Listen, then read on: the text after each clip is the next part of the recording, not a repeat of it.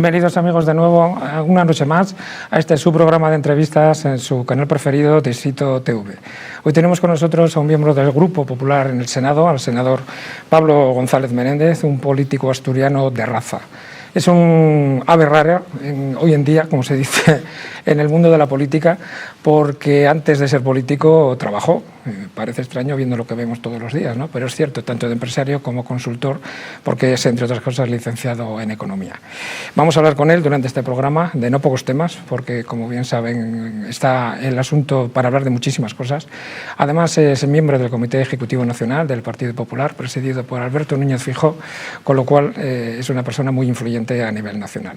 Y, por supuesto, también no se nos olvida, vamos a hablar de la tragedia que ha sufrido el pueblo asturiano, esa comunidad autónoma tan querida que es Asturias, con el desastre que ha ocurrido en la mina de Ferredo, con la muerte de 5 mineros y con lo que se está descubriendo y lo que está saliendo a la luz.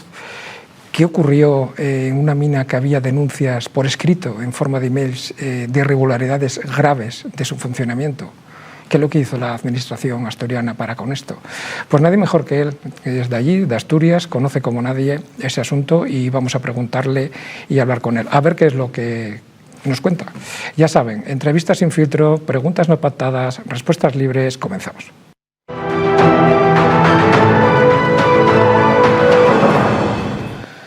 Pablo González, muchísimas gracias, senador, por estar aquí hoy con todos nosotros y por haber aceptado la invitación.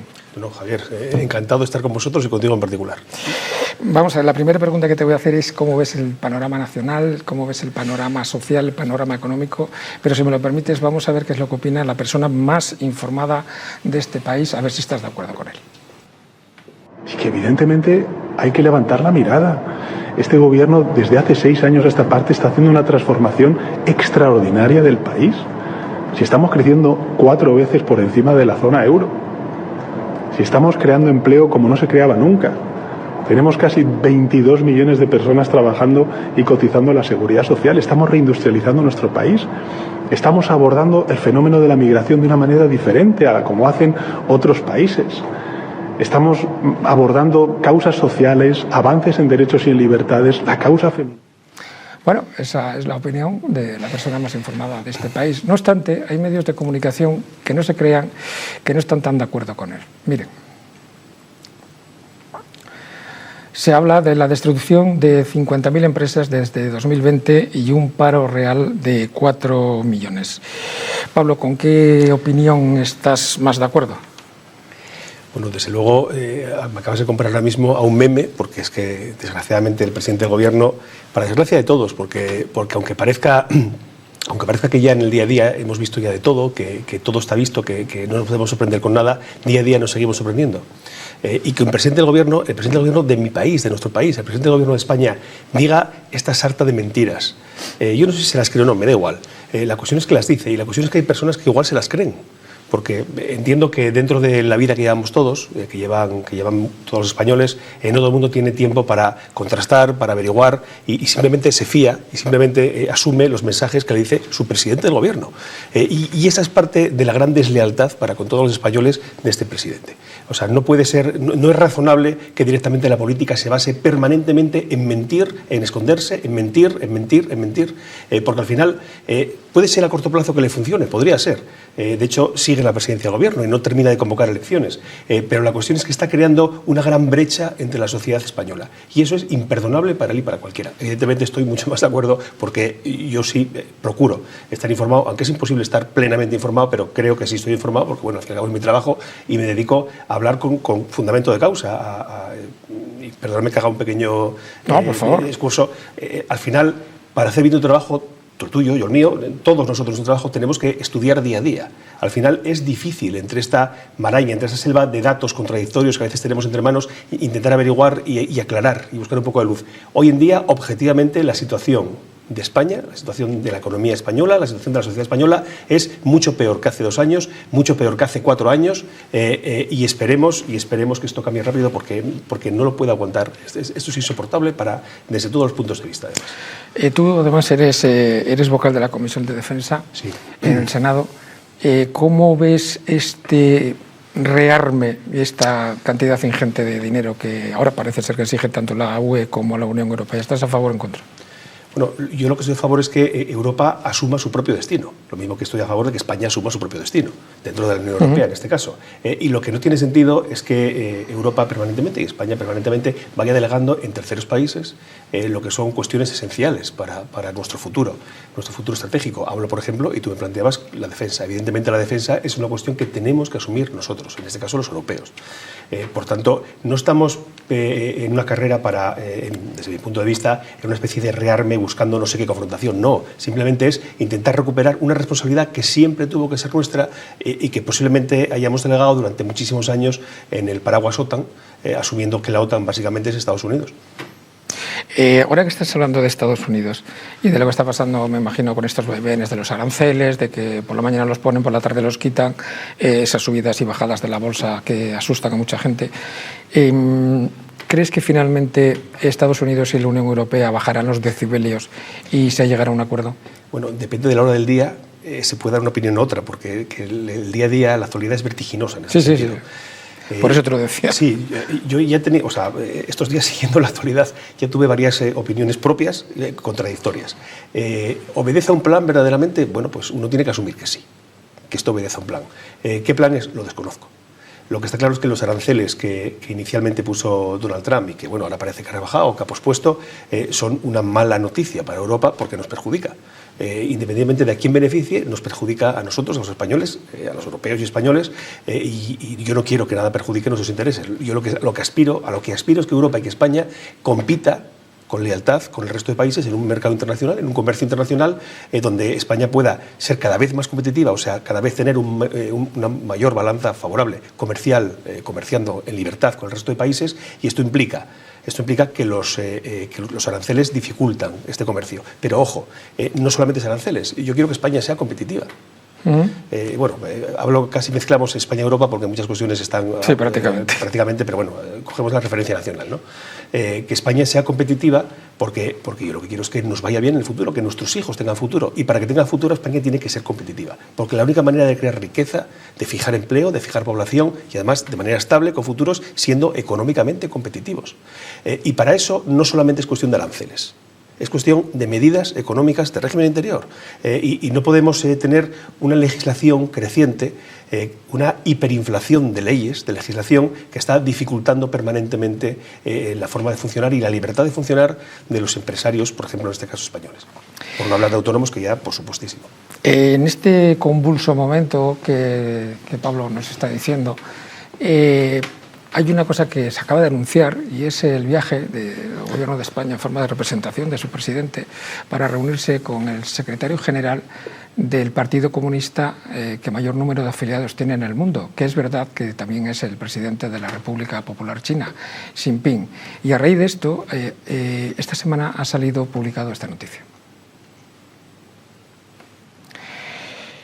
Pues eso es lo que se ha publicado. ¿Crees, Pablo, que es oportuno este viaje en estos momentos? Bueno, independientemente de lo que diga Trump, que puede decir lo que quiera, yo particularmente lo que creo es que el presidente de mi gobierno tiene que hacer una política exterior, y esto es política exterior, responsable y razonable. No basada con dos cuestiones. Tiene que ser responsable porque en un momento de tal convulsión internacional, nadie niega que estamos en un momento así, tiene poco sentido directamente abrir nuevos frentes que friccionan con agentes que están en la controversia internacional. Tiene poco sentido desde el punto de vista de la prudencia. Ahora bien, no ha explicado todavía nada de lo que ha querido hacer allí y desde luego de lo que quiere hacer allí. A mí me parece que no está, antes de abrir nuevas guerras, quizá no sea la metáfora más adecuada en este caso, pero nuevos conflictos, nuevas alianzas inciertas, igual conviene aclarar las que ya teníamos. Yo creo que la prudencia de un mandatario español, del presidente del gobierno español, precisamente se trata de, primero, entre lo cercano, entre los aliados, entre los socios comerciales habituales, intentar poner sensatez, paz y una relación estable antes de abrir nuevos frentes, en este caso con China o con Vietnam, que ya lo hizo también ayer. Sí, que por cierto fue a Sí. hacer un homenaje a una persona de la que bueno, no se habla muy bien en cuanto al número de muertos que estuvo bajo su tutela, ¿no? De hecho, hay por ahí voces que hablan de que se llegó a enterrar vivos a familias por cuestiones ideológicas. Sí, bueno, eso no nos extraña a nadie, eso evidentemente ha pasado y puede seguir pasando, desgraciadamente. Pero al hilo de lo que tú me preguntabas, ¿por qué provoca? O sea, ¿cuál es el verdadero motivo del presidente del Gobierno para hacer un viaje así? Porque él sabe perfectamente que esto es una provocación y es, una provocación y además en el resto de, lo han dicho públicamente, de mandatarios europeos, es decir, ojo, que este señor no representa a Europa. Entonces, ¿a qué viene descolgarse del paraguas europeo y querer hacer esta guerra? Y la metáfora sigo diciendo que pues, no ser la más afortunada Quizás no, por libre. Quizás no. Pues es una buena pregunta. Como experto en economía que eres, vamos a ver un asunto delicado y para entrar en materia vamos a ver este vídeo. ¿Expulsarlos a todos o abordar la manera de regularizar su situación? Proponemos a los dos grupos políticos mayoritarios en las Cortes Generales que se reúnan para afrontar el problema e impulsar la tramitación de la iniciativa legislativa. Es el representante de la Conferencia Episcopal que se postuló como intermediario para negociar entre el Partido Popular y el PSOE en la regularización de inmigrantes. Pablo, ¿son necesarios 500.000 inmigrantes regularizados ahora mismo en España? Bueno, yo no sé, no es una cuestión de número. Desde mi punto de vista es una cuestión de formas, sobre todo. Que España necesita personas que vengan a trabajar y a ganarse la vida y a tener un futuro en España, pues sí, claro, porque una economía que crece y que tiene que crecer necesita personas.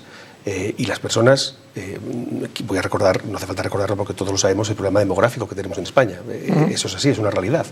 Y además España, el pueblo español siempre ha sido un pueblo emigrante en su momento y en general un pueblo acogedor,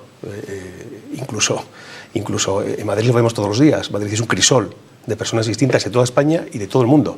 Y aquí se vive y se convive de manera muy fructífera y muy beneficiosa y muy amable para todos. Ahora bien, ¿cómo hacemos esto?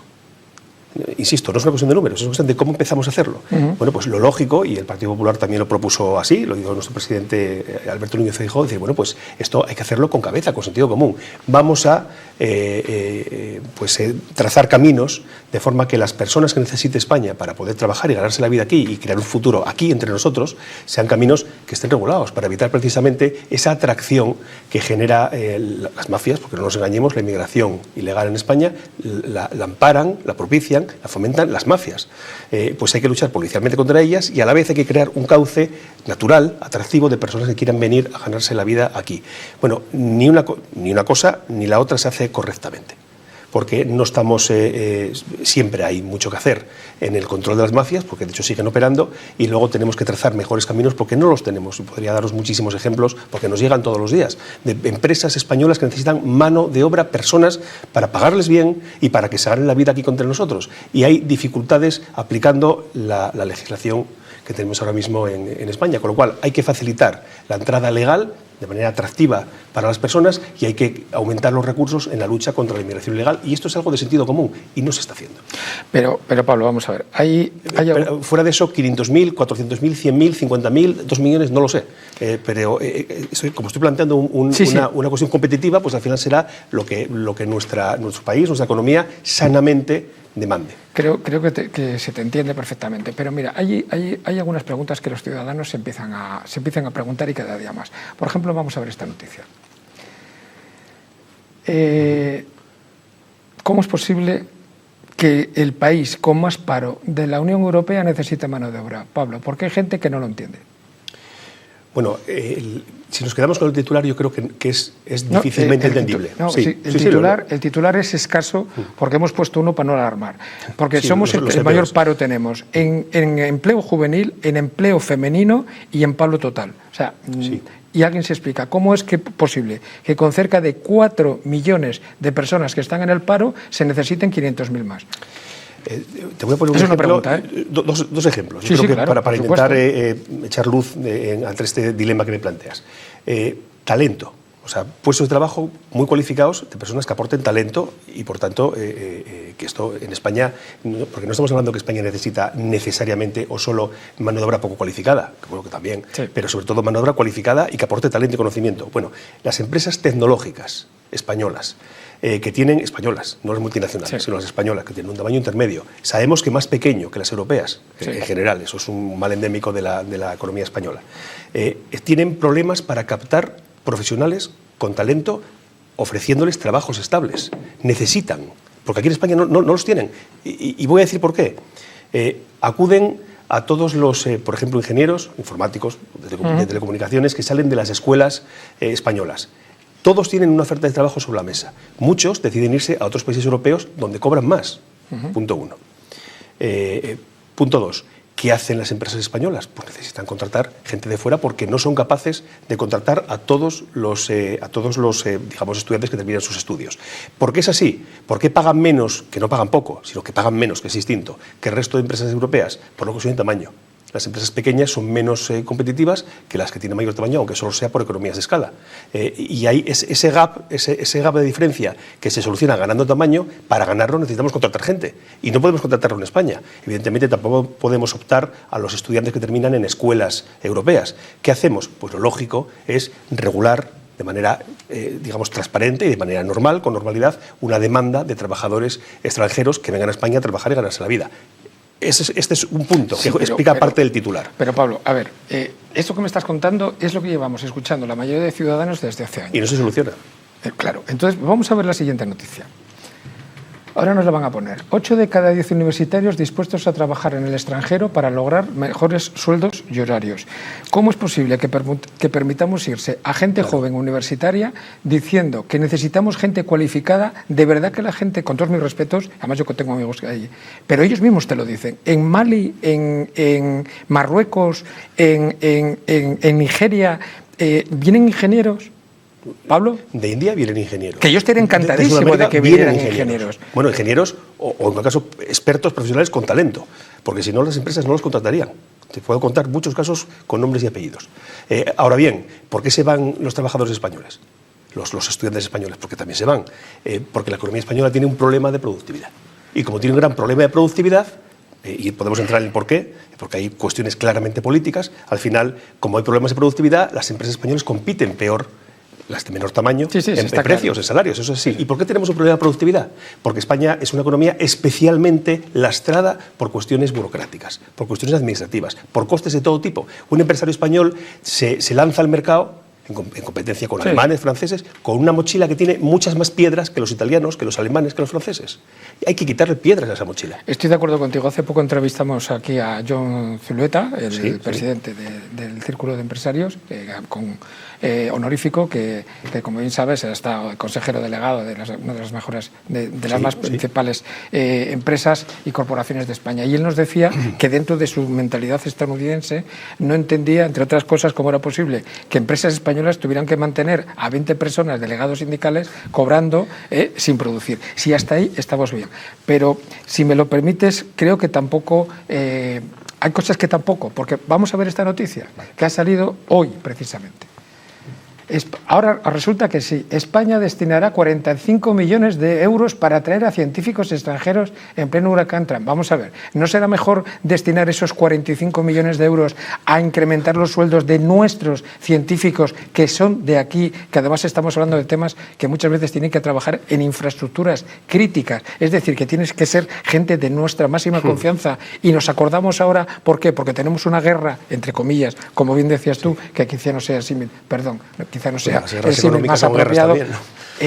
La gente sigue sin entenderlo, Pablo. Bueno, ese titular se puede referir también a muchos españoles que se fueron, que ya son, por ejemplo, estadounidenses y que queremos que retornen. No sé si era la intención del titular o no, pero eso está pasando. O sea, se está procurando que personas formadas en España, por tanto con dinero público, en universidades públicas, que se destinó a formar talento español, terminan y se van. Bueno, pues yo creo que hay que recuperarlos también y lógicamente, evitar que se sigan marchando los de aquí. Y coincido contigo en que hay que estimular pues, lo que es la creación, el I+D nacional directamente, el talento nacional, fijándolo aquí. ¿Cómo se fija? En parte, con sueldos. incrementándolos. Y si hay que incrementarlos puntualmente para evitar que se marchen, pues hagámoslo. Pues mira, aún así con todo, como además siempre que sacamos este tema en las redes sociales nos dan muchísima, y perdón por la palabra, que no es grosería, pero es que ahora se habla así, nos dan caña porque es que siempre no preguntáis lo que tenéis que preguntar, y perdona que a lo mejor te ha tocado a ti, parece que te estoy acorralando, para nada, en absoluto, pero es que vamos a ver esta noticia. Récord histórico, más de 3 millones de españoles viven en el extranjero. Tú perteneces, por suerte, a la élite de la política española. Es decir, los diputados y los senadores, junto con los presidentes autonómicos, sois la élite. Independientemente de las diferencias políticas, ideológicas o de sentimientos que podáis tener, cuando estéis tomando un café a solas y leéis estas noticias, ¿no os miráis unos a otros y decís, estamos fracasando, esto no puede ser así? Es que parece un éxodo. Y me lo vas a preguntar a mí, que soy asturiano. Claro, lo digo porque esto que me planteas para Asturias, claro, que para España se puede aplicar para Asturias desde hace muchos años. ¿Por qué se está yendo la gente de España, los jóvenes, y por qué se han ido desde hace mucho tiempo los jóvenes asturianos, generalmente a Madrid o a cualquier otro sitio, también al extranjero? ¿Por qué? ¿A mí me lo vas a decir? Exactamente. ¿Por qué? Porque no hay posibilidades de ganarse la vida donde naces o donde quieres vivir. Esa es la cuestión. O sea, ¿dónde se van las personas? Donde ven, donde creen, donde piensan que pueden crear un proyecto de vida vital de futuro. En mi caso, en Asturias se puede. Bueno, pues 60.000 asturianos se han ido precisamente porque no podían en los últimos años. Y españoles, muchos españoles se van porque ven que en España no es país para ganarse la vida, o al menos no para ganársela en comparación con cómo se la pueden ganar, por ejemplo, en cualquier otro país al que puedan ir. No se puede generalizar, ¿no? Porque eso siempre está claro. cada cual tiene su circunstancia. Pero está claro que España, y esto me retrotraigo a lo que te decía antes, España es un país no competitivo y no productivo a nivel económico. ¿Tienen la culpa las empresas? No. Tienen la culpa, sobre todo, la normativa, la regulación y la hiperburocracia que tenemos en este país. Que estamos matando la gallina de los huevos de oro. Porque los empresarios españoles no tienen ningún problema, ni ningún desdoro en relación con otros empresarios. Todo lo contrario. Porque el español suele buscarse la vida muy bien y ganarse la vida muy bien. Son empresarios, hay 1000 casos de éxito y 1000 casos encomiables. Ahora bien, ¿es problema del escalador o es problema de las piedras que le pone el Estado y la Administración en la mochila? Evidentemente es cuestión de las piedras que les ponemos a nuestros empresarios en la mochila. Todo termina en torno casi a lo mismo. Es necesario que la gente tenga libertad para crear negocio, para crecer, para exportar, para contratar, para ganar dinero, porque al final eso redunda en más empleo, en más riqueza, en más fijación de población. ¿Y eso cómo lo hacemos? Dejándoles hacerlo, facilitando, creando un marco que facilite que estos lo hagan. Y estamos yendo por el camino contrario y si quieres podemos entrar en ello. Entonces mejor no hablamos de los autónomos, ¿no? De los autónomos mejor. Es el caso extremo de todo esto que hablamos. Vamos a cambiar de tema y vamos a ir a otro tema que está preocupando cada día más a muchos ciudadanos españoles. Estamos hablando de la polarización. España es un país que está muy polarizado. Esta polarización es algo buscado intencionadamente por algunos actores políticos. En el caso de que así sea, ¿hasta dónde crees que puedes llegar? ¿Crees que puede haber un problema de convivencia en España de seguir aquí? ¿Y qué parte, si es que alguna parte tiene el PP en esta polarización o simplemente se está defendiendo?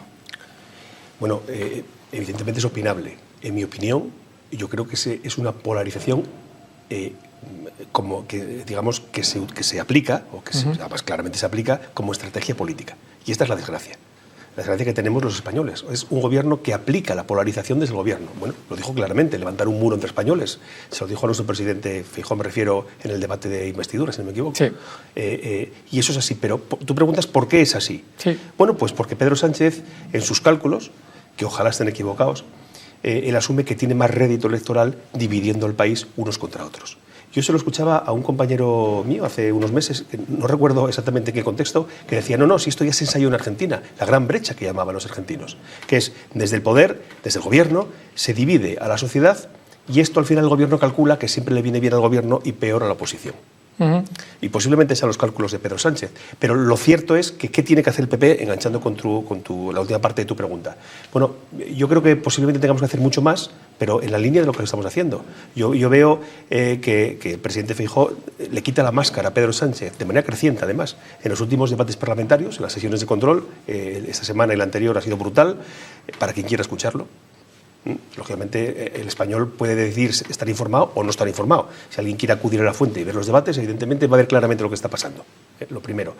Y lo segundo, ¿Qué tiene que hacer también el Partido Popular? Bueno, pues seguir proponiendo. No solamente desenmascarar al gobierno, sino proponer. Tenemos que construir en positivo lo que nosotros haríamos desde el gobierno. Y lo digo de primera mano, porque desde el Senado lo estamos haciendo. Estamos planteando desde el Senado leyes que llamamos leyes Feijóo, pero vamos, son las leyes que el Partido Popular está proponiendo porque son las que aplicaría en el momento actual si estuviésemos gobernando. Con lo cual hay que darle ilusión a las personas, en mi opinión, dándoles la ilusión de que hay alternativa, pero también intentando desenmascarando al presidente del gobierno en este caso. Iba a utilizar un adjetivo calificativo que prefiero no utilizar.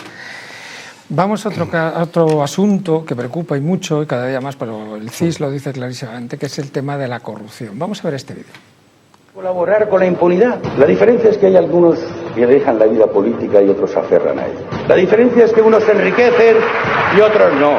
Los españoles no podemos tolerar la corrupción y la indecencia como si fuera algo normal. No podemos normalizar la corrupción en nuestras vidas ni en las instituciones. Y en ese sentido, la decencia debe ser algo esencial.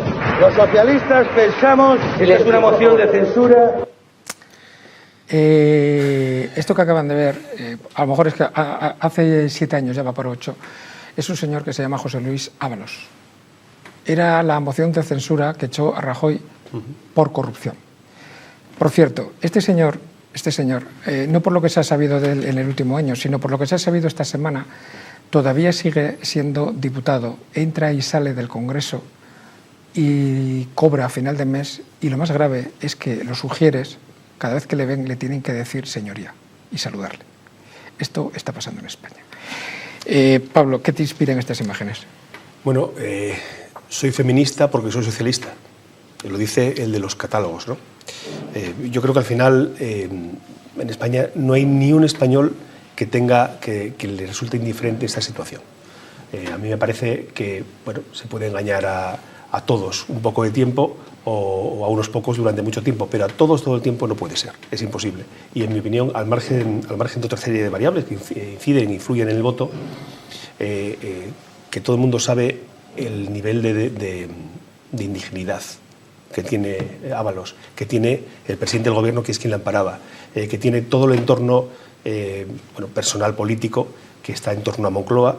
O sea, es algo que no engaña, que nadie se puede llamar a engaños con este tema, en absoluto. Podemos llegar más allá, de hecho estamos en el Senado haciendo una gran labor en ese sentido, hoy mismo todavía con la mujer o exmujer de Koldo.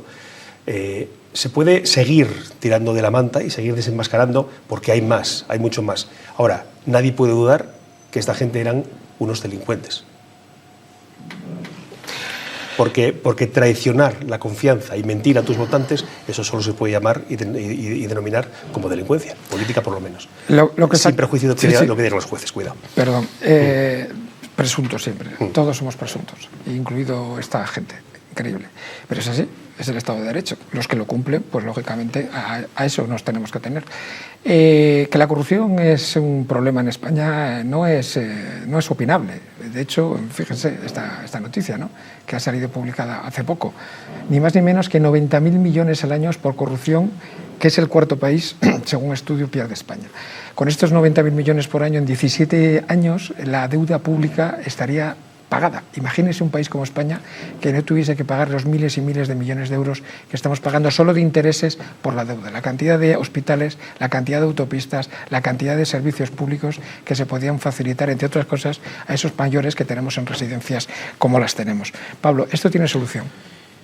Bueno, pues claro que la tiene, pero con este gobierno no es posible. Y además hay algo que incide aún más en esto, y es que no solamente es la deuda, sino que España, el gobierno, está teniendo una hiperrecaudación, fruto sobre todo de la inflación, de un plus de 140.000 millones. Los españoles estamos pagando más impuestos que nunca, no solamente porque nos lo suben, sino porque la propia inflación está haciendo que paguemos más IVA, más IRPF, en general más impuestos de todo. ¿Y qué hace el gobierno con este dinero? Bueno, está claro, sigue subiendo la deuda cuando podría ser una buena herramienta, un buen momento para empezar a enfocar las cosas con más prudencia, pero sobre todo está en una deriva de gasto político fruto de las tensiones donde se ha querido meter con sus socios parlamentarios. porque al fin y al cabo los socios, en este caso del gobierno, los socios más radicales, sobre todo los catalanes o vascos, están diciendo, bueno, mantenemos este gobierno pues todo lo zombi que podamos a cambio de sacarle el mayor número de recursos para nuestros territorios. Pero claro, es que el que gobierna para toda España, no solamente para los dos territorios preferentes por los pactos de legislatura. Y este es el agravio continuo que se está sometiendo a todos los españoles. Mientras, el resto de españoles pagamos y pagamos y pagamos.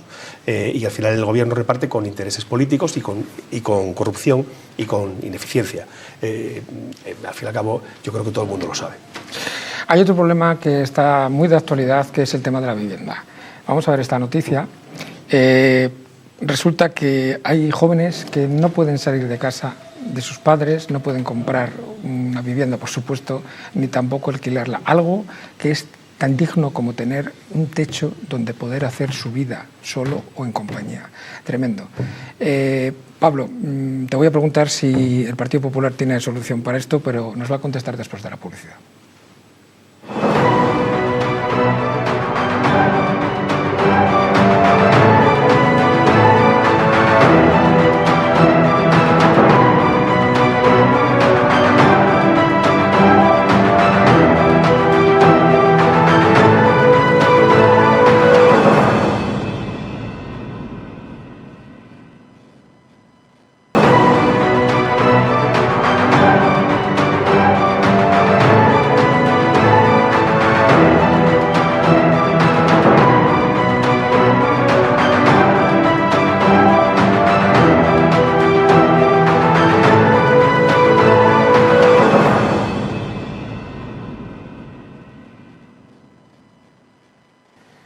Continuamos, amigos, en esta noche con el senador Pablo González del Partido Popular. Estamos preguntando desde el descanso, como se dice ahora, del intermedio, ¿qué opinaba sobre esa tragedia que están sufriendo millones de jóvenes en España, que no pueden, y no solo jóvenes, que no pueden acceder a una vivienda ni de alquiler ni de compra? Pablo, ¿qué solución tenéis para esto? Bueno, pues la hemos hecho pública hace escasos días. Es un problema de primer orden, que no se soluciona de la noche a la mañana, y eso todo el mundo tiene que saberlo. Pero hay que actuar sobre tres vías principales, como hemos dicho, y desde luego nosotros creemos que esa es la solución. La primera, quien tenga vivienda me refiero que no viva en ella, quien tenga una segunda vivienda, una tercera, una cuarta, que la saque al mercado cuanto primero, que no tenga problemas para sacarla al mercado. Y la ocupación, evidentemente, es un problema para sacar tu vivienda al mercado. Nadie alquila una vivienda si tiene riesgos crecientes de que un inquilino se convierta en un inquilino ocupa. Con lo cual hay que facilitar que las personas que tengan pisos, que tengan viviendas, las saquen al mercado. Porque a más oferta, lógicamente, el precio bajaría. Ahora mismo hay poca oferta para la demanda que hay y eso está subiendo el precio de manera brutal. Bueno, pues ¿cómo hacemos para que haya más vivienda en el mercado? Pues actuando sobre estas cuestiones como la ocupación. Nosotros hemos planteado una ley que en 24 horas se solucionan los problemas de ocupación en España. Y facilitaríamos que muchos pisos estén en el mercado, pero no solamente así, hay que actuar sobre más cuestiones. Por ejemplo, hay que actuar sobre dos cuestiones más. Hay que facilitar que haya más vivienda nueva en el país con leyes urbanísticas que faciliten poner en el mercado terrenos para construir sin las trabas habituales, o sea, facilitar ese aumento de la oferta de viviendas por la vía de que haya más viviendas, y entonces hay que poner más terreno para que haya más vivienda, parece lógico. Y también que aquellos sitios donde ya se están iniciando procedimientos urbanísticos y proyectos urbanísticos, quien los inicie, los promotores, tengan más facilidad para hacerlo sin las trabas habituales que tenemos en toda España. Por la maraña, por el entramado burocrático brutal que tiene en España lo que es la construcción y la promoción de vivienda. Con lo cual, quien tenga vivienda que la pueda sacar al mercado con más facilidad. Segundo, que haya más terrenos en el mercado para que se pueda construir más vivienda. Y tercero, sobre los terrenos que ya están en el mercado, que haya más facilidades para construir. Con esas tres medidas, que son las tres primeras medidas, nosotros creemos que es absolutamente ineludible y es el camino que hay que tomar para que la vivienda empiece a dejar de ser un problema. Insisto, incluso así, construir una vivienda lleva tiempo. Y si en vez de 5 años conseguimos que se hagan 2, eso que ganamos. Pero esos 2 años siguen sin haber vivienda. O sea, lo digo que el problema de vivienda hay que solucionarlo gradualmente. Pero claro, lo que hay que hacer es desde ya emprender el camino hacia el camino correcto, no hacia el camino equivocado. Y la ley del gobierno, la ley influida lógicamente por Sumar, pero es una ley del gobierno que al final dificulta que las personas que tienen pisos los pongan en el mercado, dificultando alquileres, dificultando todo tipo de cuestiones que asustan a los propietarios y no ponen los pisos en el mercado, pues al final esto va en el sentido equivocado, en el sentido no correcto, en el sentido equivocado. Bueno, es una solución que sea viable, que sea realizable, lo veremos. Pero hay quien propone otras técnicas que no son tan técnicas, ya lo verán. Proponer en el día de hoy, en primer lugar, la expropiación inmediata de todas las viviendas que están en este momento en nuestro país en manos de los fondos buitre norteamericanos. Pensamos que hay que darle a Donald Trump donde más le duele. Y lo único que le duele a Donald Trump son los intereses económicos de los ricos norteamericanos. Por eso es urgente y debería ser una medida inmediata expropiar todas las viviendas que los fondos buitre norteamericanos tienen en nuestro país, que como bien saben son miles. ¿Cómo se han quedado? Hay quien puede pensar que esto es en un mitin uno se viene arriba y con la euforia del público cercano y los suyos agitándole, pues que se ha metido la pata y que luego uno analizará y dirá, no deberías de haber dicho eso, ¿no? Eso sería lo normal, ¿verdad? Pues escuchen. Tenemos la obligación de sacar los dientes porque han declarado la guerra a la humanidad. Y eso significa expropiar las viviendas que los fondos buitre estadounidenses tienen en nuestro país, que es donde están haciendo el gran negocio. Que en este momento hay un fondo buitre estadounidense que es el principal casero de España, pues sus viviendas, con el artículo 128 de la Constitución en la mano, que dice que toda la riqueza del país, sea cual fuere su titularidad, pública o privada, están en manos del interés general. ¿Las casas para qué son? Para vivir. Pues fuera los fondos buitre de nuestro país. Ojo que esta gente está en el Consejo de Ministros y amenazan con volver. Y todo esto, a ver si les recuerda esto. Expropiese. De acuerdo. Y aquel edificio allá en la esquina. También son edificios que tienen locales comerciales. Bueno, miren, me decía Jacqueline ahora, en aquella casita que está allá vivió Bolívar recién casado. Esa casita que se ve ahí con 2 balcones. Y ahí lo que están en unos negocios. Expropiese. ¿Cómo no, presidente? Este edificio aquí, ¿cuál es? También es un edificio que tiene locales comerciales de propiedad privada. Expropiese, señor alcalde. Expropiese. Expropiese. Da miedo. Pablo, ¿vamos camino de esto? Sí, lo peor que podemos hacer es tomárnoslo a broma. Porque yo reconozco que suena tan exagerado que puede parecer una broma, pero no es ninguna broma. La palabra clave es expropiar. Esa es la palabra clave. O sea, porque se empieza expropiando a los fondos buitre, dicen ellos, americanos, y se termina expropiando a todos los españoles. Y además, apelando al bien general, que dicen ellos, que es el bien general. Con lo cual, estas personas lo que tienen es fobia a la libertad de los demás. Lo que quieren es que los españoles estemos siempre, tengamos una vida pautada, encaminada, marcada por las pautas que ellos consideran por las que debemos de ir, qué debemos hacer, qué no debemos de hacer, qué debemos de tener, qué no debemos de tener, qué debemos de pensar, qué no debemos de pensar. Y esta gente es muy peligrosa. Y esta gente, como tú bien dices, está en el Consejo de Ministros. Han estado. Bueno, sí, algunos están. Bueno, se sabe, sí, porque ahora está Sumar de Podemos, sí. Bueno, en fin. Pero bueno, cuidado, el Consejo de Ministros, ellos y el PSOE. Sí, eso está claro. Es lo que ha votado el ciudadano. Hay que ver también que hay que respetar la voluntad popular. Bueno, los ciudadanos votaron mayoritariamente al Partido Popular. Lo que pasa es que luego, por pactos posteriores, lógicamente, tenemos el gobierno que tenemos, pero eso es Pablo, que las elecciones las hagan al Partido Popular no lo puede discutir nadie, salvo que sea un psicópata. Eso está clarísimo. Pero que han sacado mayoría suficiente para gobernar y están gobernando, quien niegue eso tampoco estaría siendo respetuoso con lo que es el Estado de Derecho y con la Constitución. Estoy de acuerdo. Y tendríamos que preguntarles si los pactos de investidura y los pactos de legislatura están basados también en el bien general o en el bien particular de los socios que están extorsionando permanentemente al gobierno. Y si hablásemos de las promesas electorales, nos daría para una seguramente para un programa solamente con esas preguntas. Vamos a cambiar de tema, si te parece, y vamos con una nueva nueva ola internacional que hay ahora, que es la de desmarcarse de la Agenda 2030, sobre todo tras el triunfo de Trump. Y con respecto al Partido Popular hay dudas y vamos a ver por qué.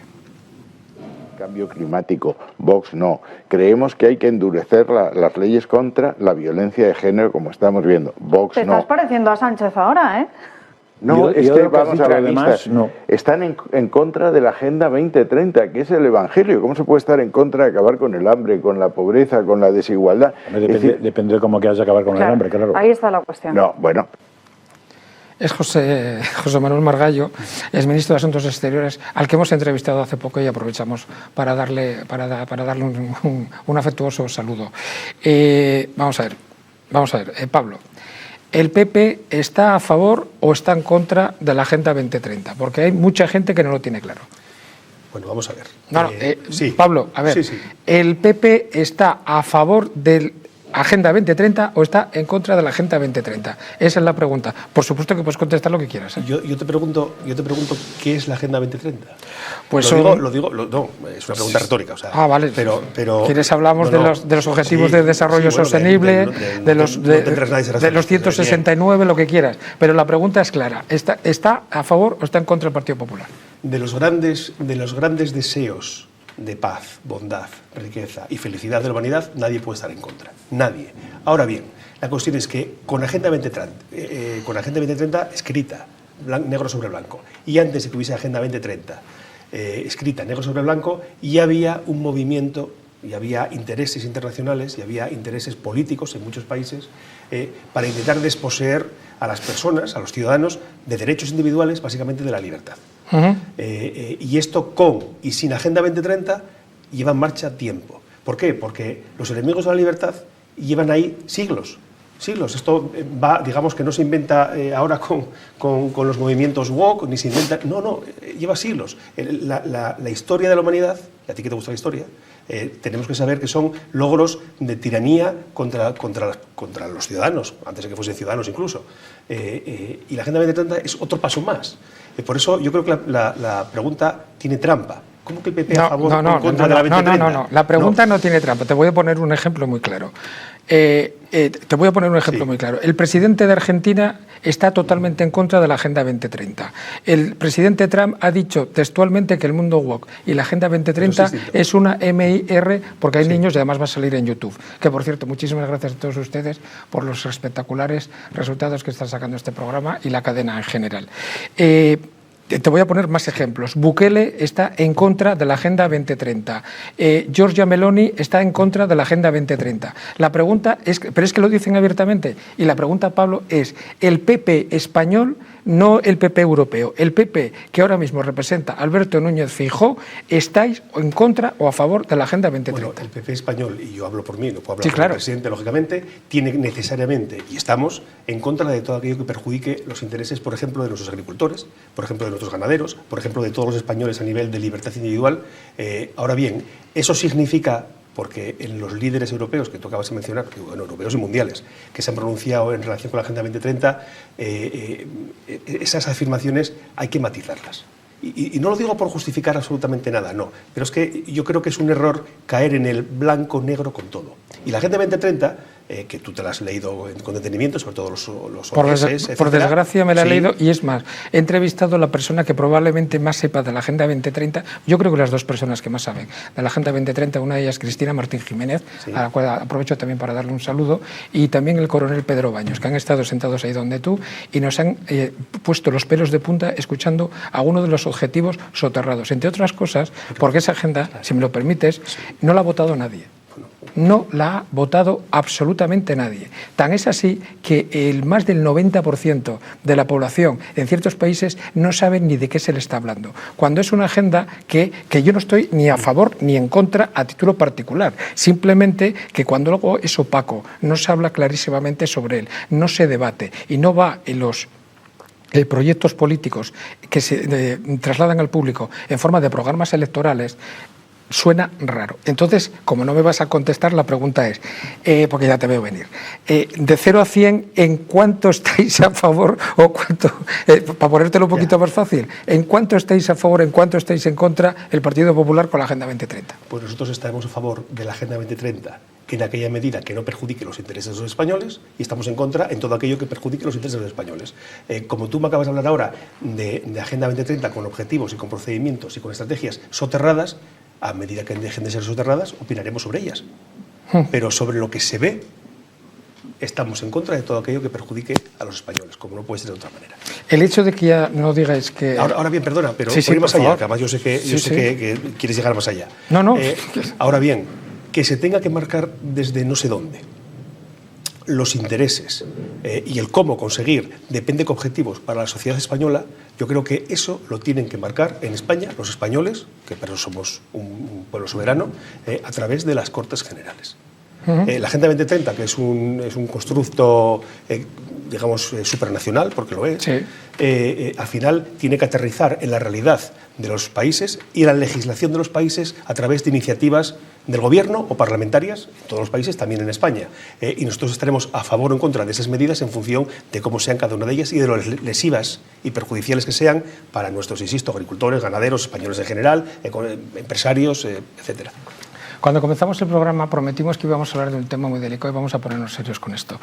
En Cerredo, es una población asturiana, ha habido una tragedia, la más grave en los últimos 20 años, que ha sido la muerte de 5 mineros trabajando. Pablo, ¿cómo ha podido ocurrir esto? Lo primero, darles un caluroso, es que no se ve, es que me pongo nervioso, a toda la familia minera y sobre todo a los familiares de estos 5 jóvenes, además, algunos de ellos con hijos, tremendo. ¿Cómo ha podido ocurrir esto? Yo creo que a todos se nos encogió el corazón el otro día cuando vimos la noticia, sobre todo porque ya parece que los accidentes en la mina son parte del pasado y no, son un presente muy crudo ahora mismo en Asturias.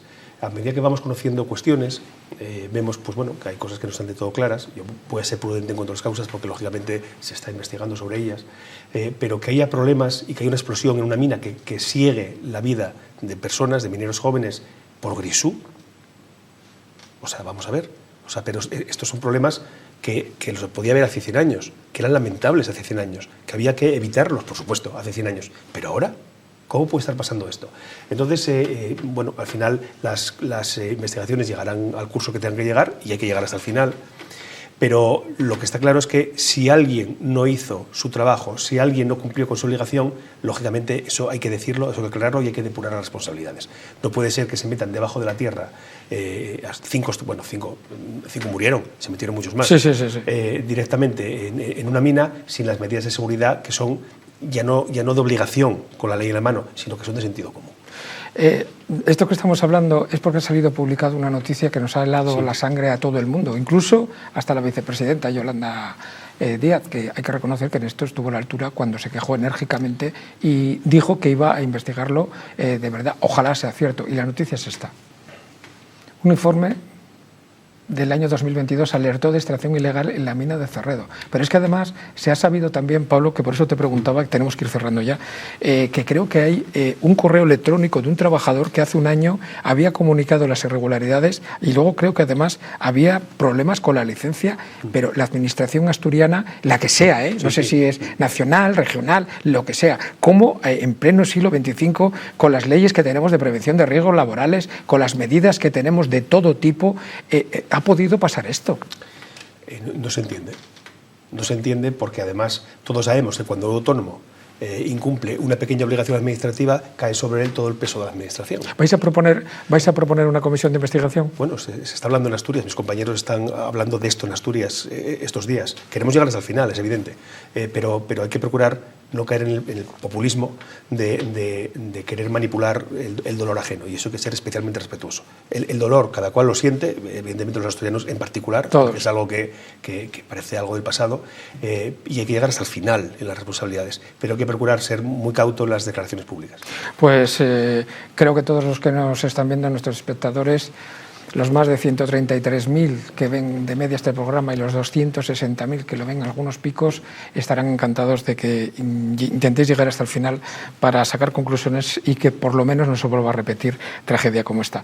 Pablo, ha sido un honor y un placer entrevistarte, que sepas que esta es tu casa y espero, si te parece bien, después de septiembre volvemos a retomar y preguntamos qué es lo que está pasando por Asturias y en el Senado. ¿Te parece bien? Pues Javier, yo estoy encantado de haber estado aquí compartiendo contigo tu programa. Es un honor participar en iniciativas como la vuestra, que además lo ven tantas personas, porque al final una sociedad se hace y se construye y se consigue que sea libre con información libre, con información transparente, que es lo que vosotros hacéis, y encantado en participar en todo lo que me propongas. Pues te emplazamos y vas a recibir comunicación, ya te digo, a partir de septiembre.